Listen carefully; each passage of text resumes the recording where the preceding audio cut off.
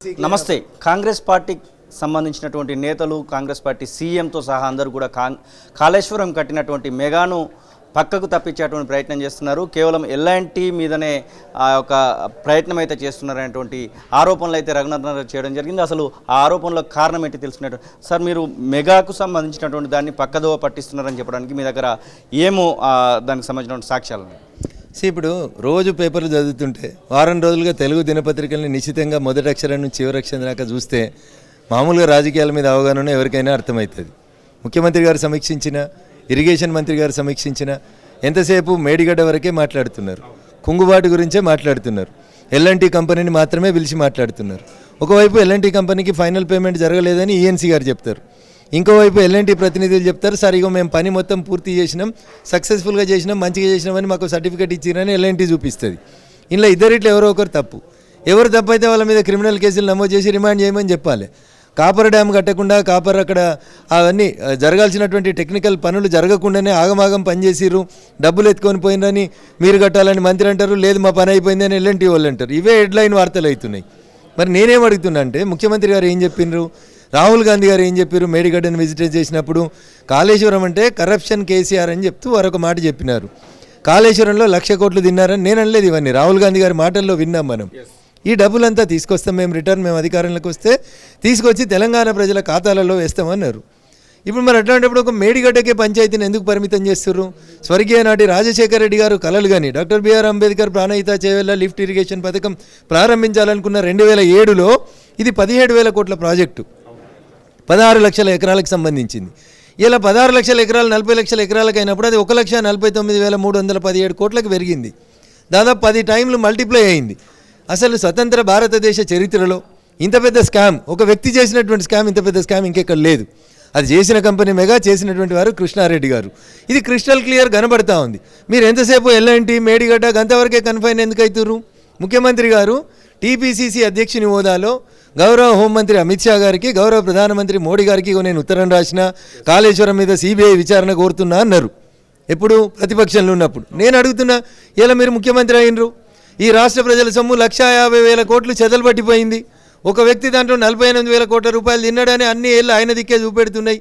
Sir మీరు 4 లైన్లు రాయినరి, ఏమని, in the capacity of chief minister of Telangana మీరు ఒక ఉత్తరం రాయినరి, మా ప్రభుత్వం దగ్గర ఇగో దీని మీద ఇంత కుంభకోణం జరిగినట్టు సాక్ష్యాధారాలు ఉన్నాయి, ఇగో దీంట్లో నాబార్డు ఉంది, దీంట్లో వాప్కోస్ ఉంది, దీంట్లో బ్యాంకుల కన్సార్టియం ఉంది, దీంట్లో పవర్ ఫైనాన్స్ కార్పొరేషన్ లిమిటెడ్ ఉంది, దీంట్లో కాళేశ్వరం ప్రాజెక్టు పేరు మీద పెట్టినటువంటి ఇంకొక సంస్థ ఉంది, వీటన్నింటి మీద విచారణ జరిపించండి అని ఒక ఉత్తరం రాయినరి.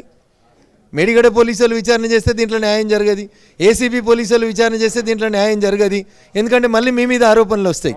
అందుకని స్ట్రేట్ అవే సిబిఐకి ఒకరు 4 లైన్లు రాసేసి, మీరు గతంలో టీపీసీసీ అధ్యక్షునిగా కోరుకున్నది అదే కదా, ఇలా ముఖ్యమంత్రి అయినరు కదా. మీరు ఏ రాష్ట్ర ముఖ్యమంత్రి అయినా తన రాష్ట్రంలో జరిగిన ఒక కుంభకోణాన్ని సిబిఐకి ఇమ్మని ముఖ్యమంత్రి హోదాలో ఉత్తరం రాస్తే భారత ప్రభుత్వం ముందు వేరే మార్గం ఉండదు. రాయినరి. రాయకపోతే మీరు ఇష్యూని కేవలం మేడిగడ్డకే పరిమితం చేసి తెరనకాల ఇంకెవరినో కాపాడాలని అనుకుంటున్నారనే అనుమానం వస్తుందని, తొలినాళ్లలోనే మీ ప్రభుత్వానికి చెడ్డ పేరు రావద్దని, మీతో రాజకీయాల్లో సమకాలీకుడిగా మీతో కలిసి పనిచేసినటువంటి ఒక వ్యక్తిగా మీకు ఒక సూచన అనుకోండి, ఒక సలహా అనుకోండి, లేదా ఒక అప్పీల్ అనుకోండి చేస్తూ ఉన్నాం. కేవలం ఈ కాళేశ్వరమే కాకుండా మిషన్ భగీరథ విషయంలో కూడా కొన్ని ఆరోపణలు వచ్చినటువంటి పరిస్థితి. దాదాపు అది కూడా 50,000 కోట్లకు సంబంధించినటువంటి ప్రాజెక్టు. ఇట్లా చాలా ఆరోపణలు గతంలో చేసినటువంటి వాటిపైన, అలాగే హోంశాఖ మంత్రి, కేంద్ర హోంశాఖ మంత్రి అమిత్ షాకు లెటర్లు రాసినటువంటి సందర్భాలు ఉన్నాయి. వాటిని ఇప్పుడు మళ్ళీ బయటికి తీయబోతున్నారా బీజేపీ పార్టీ నుంచి? ఇవాళ ముఖ్యమంత్రి గారిని నేను ఒకటే కాళేశ్వరం గురించి అడుగుతా ఉన్నా. Kaleshwaram is a burning topic. వారి నాయకుడు, వారి భవిష్యత్ నాయకుడు అనుకున్న గౌరవనీయులు రాహుల్ గాంధీ గారు మేడిగడ్డ మీదకి వచ్చి స్వయంగా వారు పరిశీలించిన తర్వాత కాళేశ్వరం అంటే కరప్షన్ కేసీఆర్ అని చెప్పినారు, ఏటీఎం అవుతుంది అని చెప్పినారు, డబ్బు రికవరీ చేస్తాం కేసీఆర్ నుంచి అన్నారు. మీదే కదా ప్రభుత్వం వీళ్ళ అధికారంలోకి వచ్చింది, ప్రజలు మీ మాటలు నమ్మి ఓట్లేసిరు కదా. ఒక ఉత్తరం రాయమంటున్నా, నేను కొట్టమంటలేను, పోయి కేసీఆర్ని జైలు వేయమంటలేను, మెగా కృష్ణారెడ్డిని తీసుకొచ్చి ఇంట్రాగేట్ చేయమంటలేను. You write a 4 lines letter asking the government of India to start an enquiry on Kaleshwaram project with the CBI అని ఒక ఉత్తరం రాయిండ్రు అంటున్నా. దాంట్లో మీకు నా అభ్యంతరాలు ఏంది, ఇబ్బందులు ఏమున్నాయి?